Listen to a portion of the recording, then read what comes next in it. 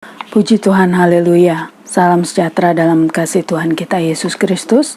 Kembali kita ada dalam ibadah online dan kita bersyukur masih diberikan kesempatan, waktu, bahkan sarana untuk kita bisa menikmati hadirat Tuhan, belajar bersama dengan kebenaran firman Tuhan juga, supaya kita bertumbuh dalam pengenalan akan Tuhan lebih baik lagi.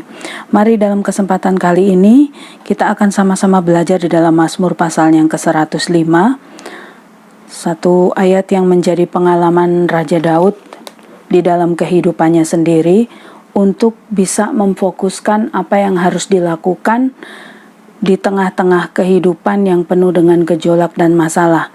Dalam Mazmur pasal yang ke-105 ayatnya yang keempat, firman Tuhan katakan, "Carilah Tuhan dan kekuatannya, carilah wajahnya selalu." Tadi saya katakan bahwa ini merupakan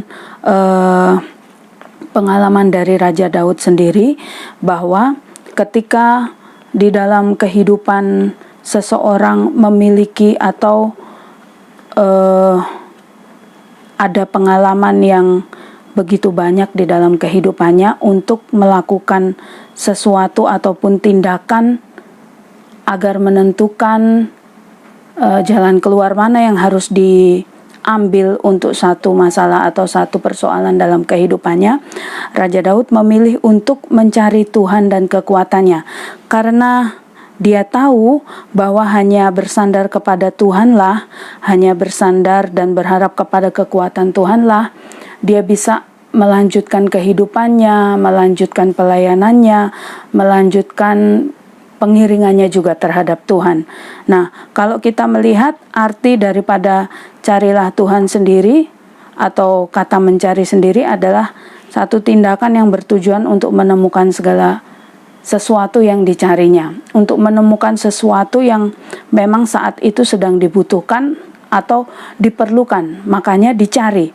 Nah, kalau kita melihat tindakan ini sebelumnya juga tertulis di dalam 1 Tawarik pasal yang ke-16 ayat yang ke-11. Di situ adalah merupakan puji-pujian yang dinaikkan oleh Daud, merupakan ucapan syukur karena tabut Allah itu dipindahkan ke Yerusalem, ya.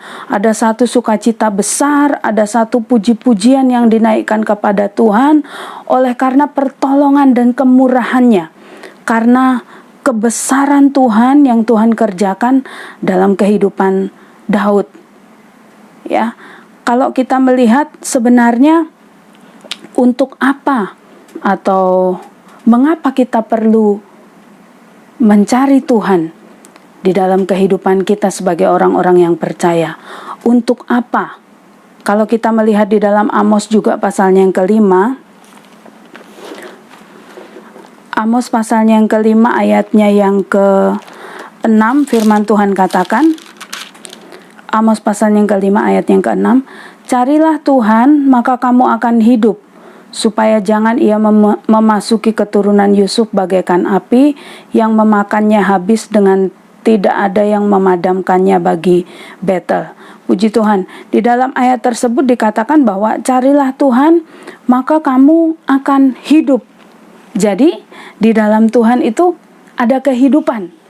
Kehidupan yang dimaksud bukan hanya kehidupan ketika kita bisa melakukan segala aktivitas kita, bisa bernafas, bisa melakukan kegiatan apapun dalam kehidupan kita lalu itu dinamakan hidup.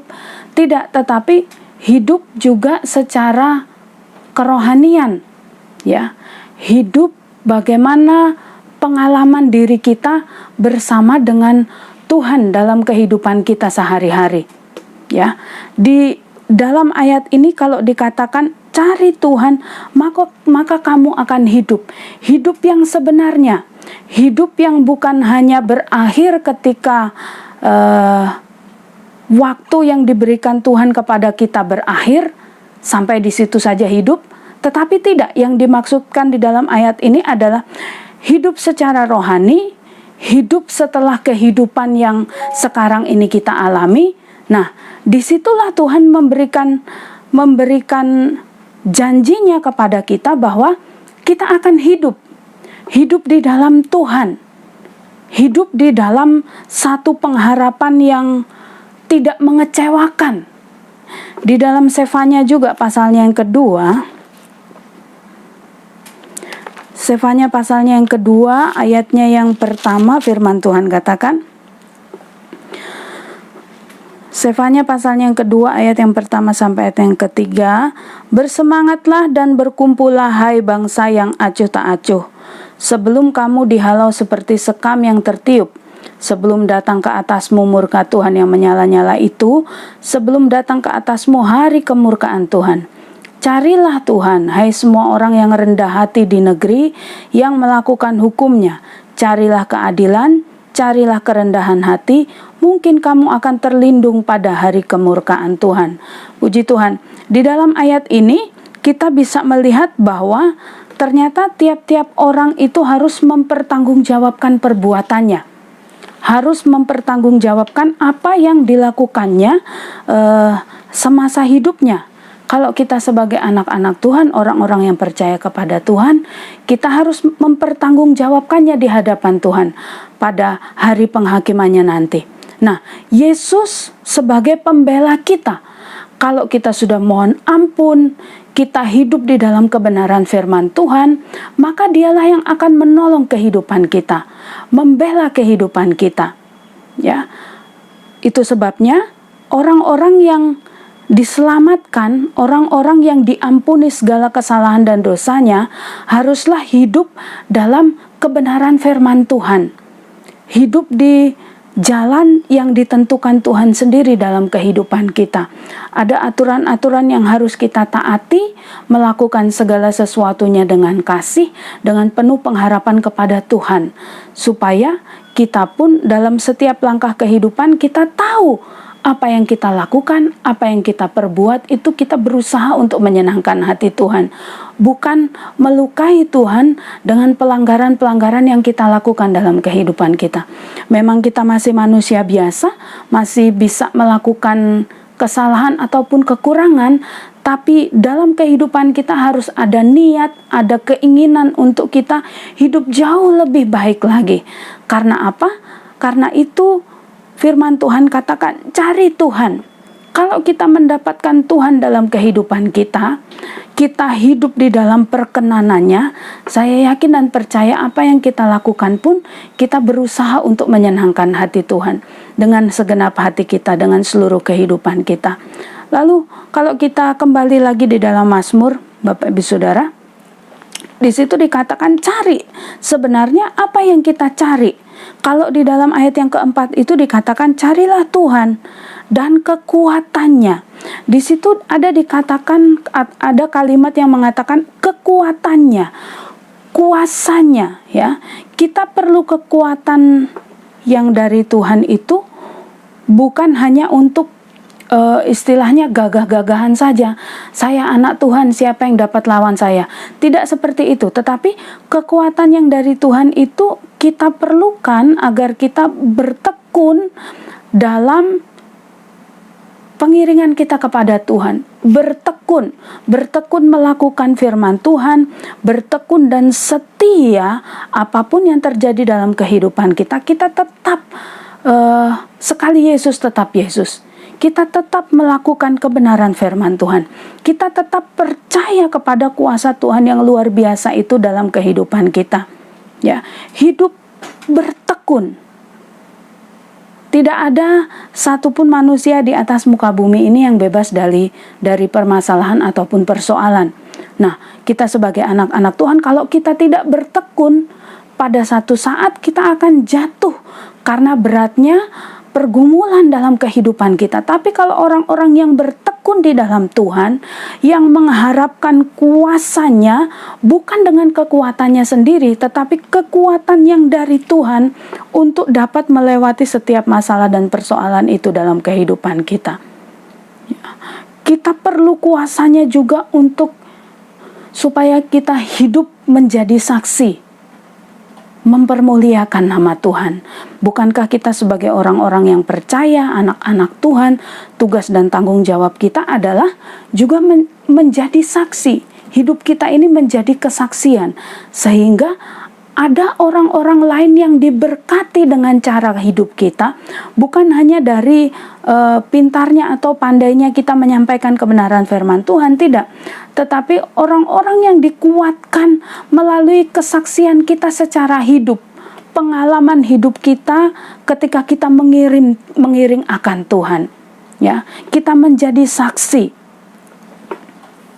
Puji Tuhan, di dalam Yesaya pasalnya yang ke-40, satu ayat yang cukup sangat terkenal sekali Bapak Ibu Saudara ya.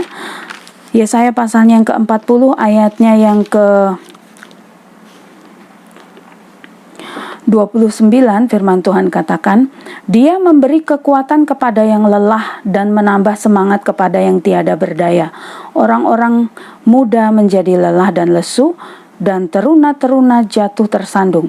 Tetapi orang-orang yang menanti-nantikan Tuhan mendapat kekuatan baru. Mereka seumpama Raja Wali yang naik terbang dengan kekuatan sayapnya. Mereka berlari dan tidak menjadi lesu. Mereka berjalan dan tidak menjadi lelah. Nah, di dalam ayat yang ke-30 di sini dikatakan orang-orang muda menjadi lelah dan lesu. Ini adalah gambaran kekuatan. Bukan hanya kepada orang muda saja kekuatan itu Tuhan berikan, tetapi dikatakan orang-orang muda menjadi lelah dan lesu. Artinya kekuatan manusia itu terbatas, kemampuannya terbatas, hikmatnya terbatas, cara berpikirnya pun terbatas. Apa yang kita harapkan dari setiap hal yang terbatas yang dimiliki oleh manusia? Kalau kita tidak lari kepada Tuhan yang tak terbatas itu, Tuhan yang penuh dengan kuasa, Tuhan yang penuh dengan kekuatan di dalam kehidupannya. Tadi saya katakan orang-orang muda ini gambaran dari sesuatu yang kuat di dalam diri manusia.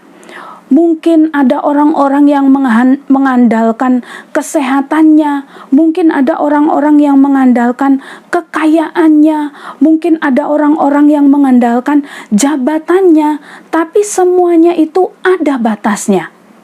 Maka dari itu, kita harus mencari Tuhan, mencari kekuatannya.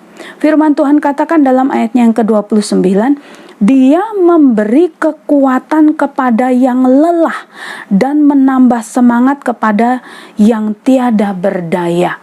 Ya, bisa menjadi lelah, bisa menjadi tidak berdaya. Tetapi di dalam Tuhan ada kekuatannya. Di dalam Tuhan Dia memberikan kemampuan kepada kita untuk menghadapi segala persoalan dalam kehidupan kita, supaya kita tetap bersyukur, supaya kita tetap bisa memuji Tuhan, memuliakan Tuhan. Maka kita perlu kekuatan yang dari Tuhan dalam kehidupan kita. Kan di dalam Kisah Para Rasul juga dikatakan bahwa ketika kita ini dipenuhkan dengan Roh Allah, Roh Kudus di dalam kehidupan kita, kekuatan itu ada dalam hidup kita Bapak Ibu Saudara. Nah, kekuatan itulah yang kita pakai untuk bertekun dalam pengiringan kita kepada Tuhan, sehingga kita sampai kepada kesempurnaan yang Tuhan inginkan dalam kehidupan kita. Tentunya kalau dengan kekuatan kita sendiri, kita tidak mampu, kita tidak sanggup. Haleluya. Lalu kembali lagi di dalam Mazmur tadi, firman Tuhan katakan bahwa carilah kekuatannya, carilah wajahnya selalu, firman Tuhan katakan. Carilah wajahnya. Ada kemuliaan di dalamnya, ya. Ada kemuliaan, ada sukacita besar ketika kita bisa menikmati hadirat Tuhan, Bapak Ibu Saudara yang terkasih dalam Tuhan kita Yesus Kristus. Disitulah sukacita besar yang tidak pernah dikerjakan oleh dunia ini bisa kita rasakan dalam kehidupan kita. Maka ketika kita menikmati wajahnya, menikmati kemuliaannya, apapun masalah yang ada dalam kehidupan kita, anak-anak Tuhan, orang-orang percaya itu mampu mengucap syukur, mampu memuliakan nama Tuhan. Dalam Mazmur pasalnya yang ke-67,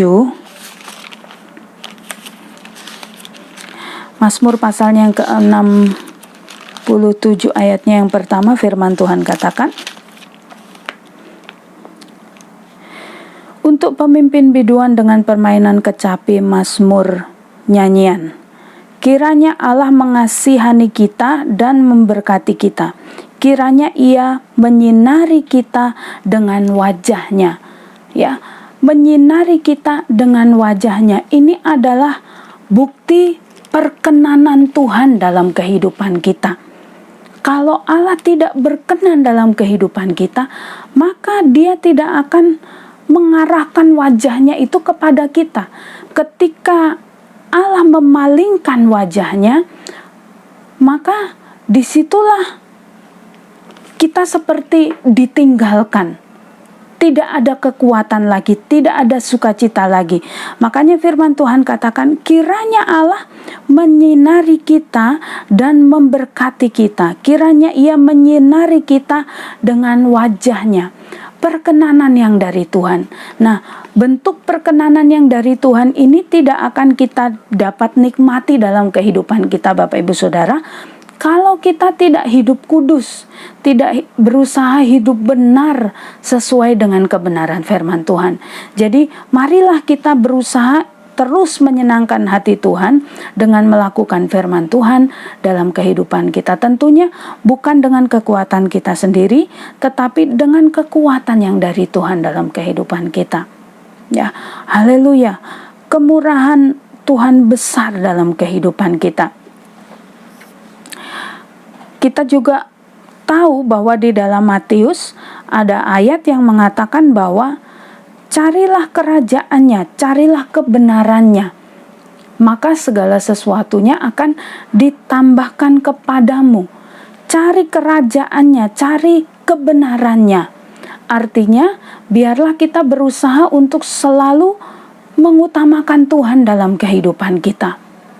Mengutamakan Tuhan itu bukan berarti meninggalkan segala sesuatu yang menjadi tugas dan tanggung jawab kita di atas muka bumi ini, lalu terus kita ada di dalam rumah Tuhan untuk berdoa, untuk menyembah. Tidak hanya seperti itu, saudara.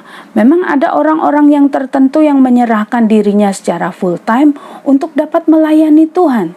Tapi bagi kita yang bekerja, bagi kita yang berusaha, maksudnya adalah mengutamakan Tuhan senantiasa dalam kehidupan kita. Artinya segala sesuatu yang menjadi tugas tanggung jawab kita, yang menjadi kesukaan kita untuk kita lakukan dalam kehidupan kita itu, kita nomor sekiankan. Artinya segala sesuatu kita harus mulai di dalam Tuhan kita Yesus Kristus.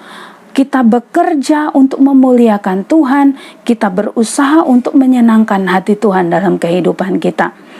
Jadi utamakan Tuhan. Ada waktu-waktu yang memang harus kita lakukan dalam kehidupan kita untuk kita datang kepada Tuhan. Datang merendahkan diri, datang mengucap syukur, datang memuji dan mengagungkan akan nama Tuhan. Ya, agar dapat menemukan kekuatannya, menemukan wajahnya di dalam kehidupan kita. Apa yang harus kita lakukan sebagai anak-anak Tuhan? Di dalam Mazmur pasalnya yang ke-27, Mazmur pasalnya yang ke-27 di situ dikatakan, mulai dari ayatnya yang pertama, firman Tuhan katakan, dari Daud, Tuhan adalah terangku dan keselamatanku. Kepada siapakah aku harus takut? Tuhan adalah benteng hidupku. Terhadap siapakah aku harus gemetar? Ketika penjahat-penjahat menyerang aku untuk memakan dagingku, yakni semua lawanku dan musuhku, mereka sendiri yang tergelincir dan jatuh. Sekalipun tentara berkemah mengepung aku, tidak takut hatiku, sekalipun timbul peperangan melawan aku.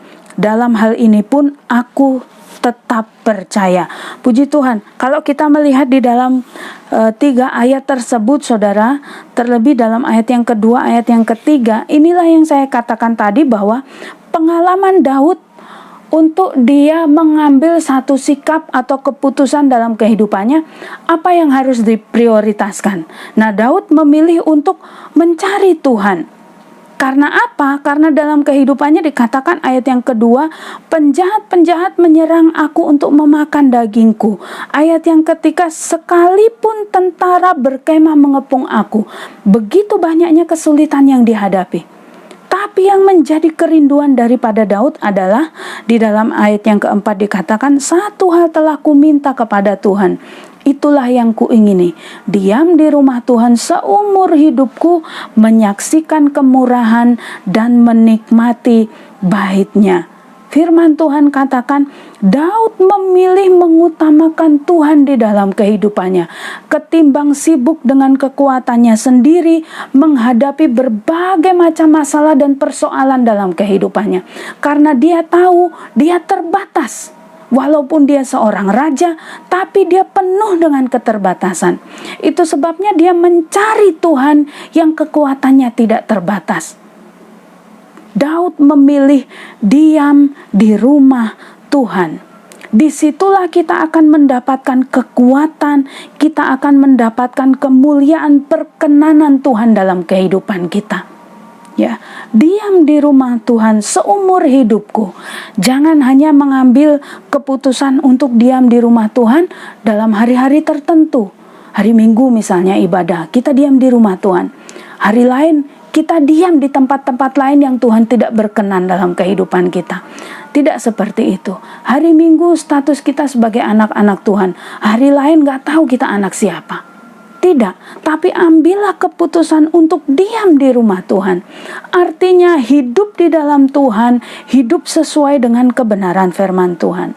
Lalu ayat selanjutnya, ayatnya yang kelima dari Mazmur pasal 27 tadi, sebab ia melindungi aku dalam pondoknya, pada waktu bahaya ia menyembunyikan aku dalam persembunyian di kemahnya. Ia mengangkat aku ke atas gunung batu.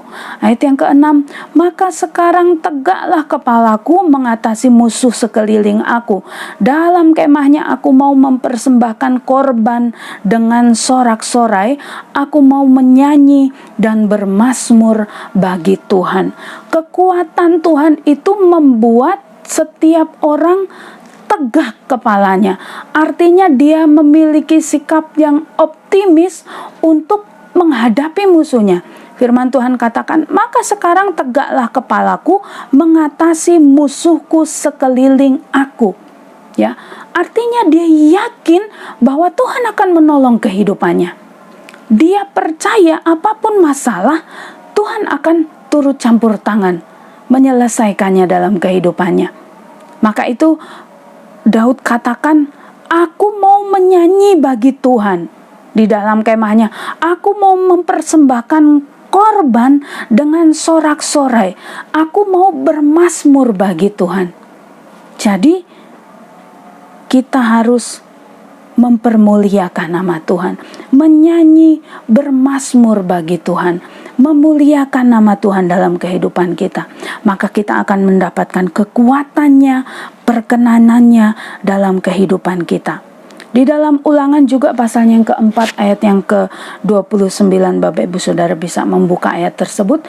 Di situ dikatakan bahwa kita mencari Tuhan, memuliakan nama Tuhan itu bukan hanya sekedar, oh saya tahu lagunya, lalu saya menyanyi. Oh saya bisa ada di dalam doa, bisa menyembah Tuhan, saya lakukan itu. Tidak, tapi firman Tuhan katakan dengan segenap hati kita, dengan penuh kerinduan, ya, dengan segenap hati, lakukan mempermuliakan nama Tuhan, mengiring Tuhan itu dengan segenap hati. Bukan hanya sekedar mengharapkan berkat-berkat saja dalam kehidupan kita. Makanya tidak heran Bapak Ibu Saudara, ketika Yesus itu dengan mujizat yang ia kerjakan, 5.000 orang bisa diberi makan, tetapi ketika dia ada di kayu salib, banyak orang yang menyangkal kehidupannya. Banyak yang menyangkal kuasa yang sudah pernah dilakukannya. Karena apa? Karena banyak orang hanya mengejar kesembuhan, mengejar berkat, mengejar sesuatu yang diperlukan secara jasmani dalam kehidupannya. Tetapi kita sebagai orang-orang percaya, kita tidak seperti itu. Maka mengiring Tuhan, mengikut Tuhan, melakukan firman Tuhan, lakukanlah dengan segenap hati, dengan segenap jiwa.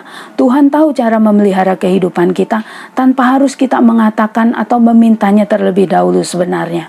Tuhan tahu harus yang terpenting dalam kehidupan kita sebagai anak-anak Tuhan adalah lakukan saja kewajiban kita sebagai anak Tuhan. Lakukan firman Tuhan, lakukan tugas tanggung jawab kita. Bagian untuk memberkati hidup kita itu adalah bagian Tuhan. Pasti Dia akan melakukannya bagi setiap orang yang setia, yang senantiasa ingin menyenangkan hati Tuhan.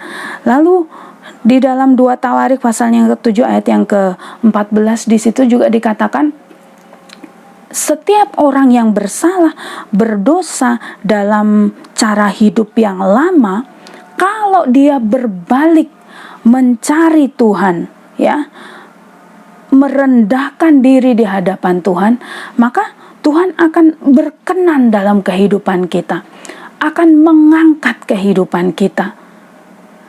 Kita baca saja di dalam 2 Tawarik pasal yang ke-7.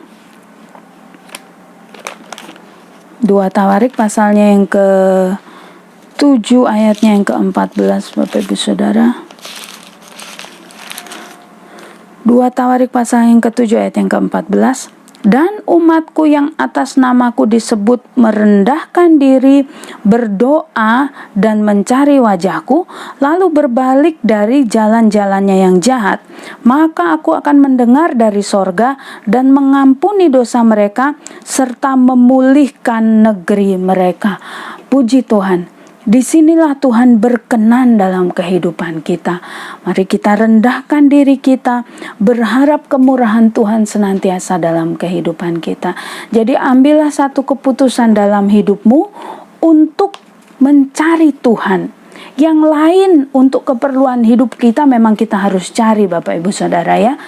Sebagai bukti bahwa kita hidup, makanya harus mencari. Tetapi yang terutama adalah kita mencari Tuhan.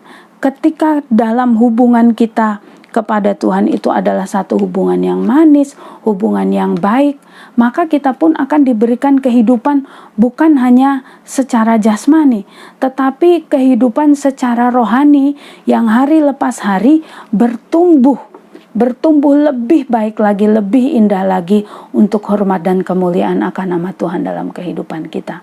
Puji Tuhan, demikian kebenaran firman Tuhan. Mari saya ajak Bapak Ibu Saudara untuk kita berdoa, memohon kemurahan dan perkenanan Tuhan dalam kehidupan kita. Haleluya. Haleluya.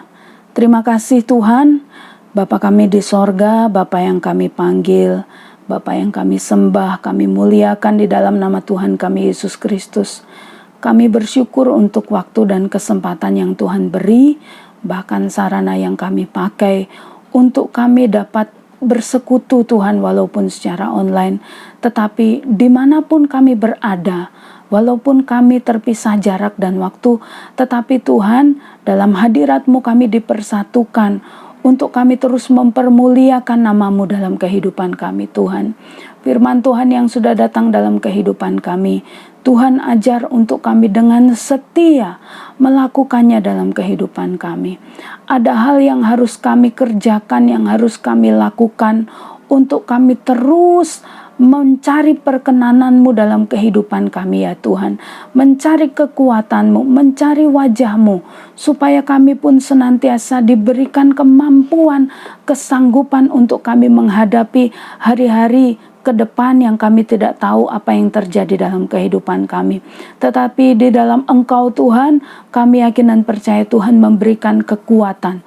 Tuhan memberikan senantiasa sukacita dalam kehidupan kami. Tuhan senantiasa memberikan kepada kami kemampuan untuk kami menghadapi kehidupan kami ya Tuhan. Permasalahan persoalan yang kami hadapi, kami serahkan ke dalam tangan kuasa Tuhan. Biar Tuhan bekerja, buka jalan campur tangan ya Tuhan. Tuhan memberikan jalan keluar yang terbaik kepada setiap orang yang berharap dan bersandar kepada Engkau saja. Terima kasih Tuhan, berkati seluruh sidang jemaat-Mu yang menyaksikan tayangan ini dimanapun berada. Tuhan berkati pribadi lepas pribadi, Tuhan berkati keluarga, berikan kekuatan, berikan kesehatan, berkati rumah tangga, berkati pekerjaan, usaha, dan biarlah Tuhan seluruh sidang jemaat-Mu pun bertumbuh dalam pengenalan akan Engkau, lebih baik lagi, lebih setia lagi mengiring Tuhan dan mempermuliakan nama Tuhan. Terpuji-pujilah akan nama-Mu ya Tuhan, terpujilah akan Engkau. Kami naikkan doa kami, ucapan syukur kami, biarlah Tuhan tolong kehidupan kami. Terima kasih Tuhan, dalam nama Tuhan kami Yesus Kristus kami sudah berdoa mengucap syukur. Haleluya, amin. Puji Tuhan, Tuhan Yesus memberkati kita semua.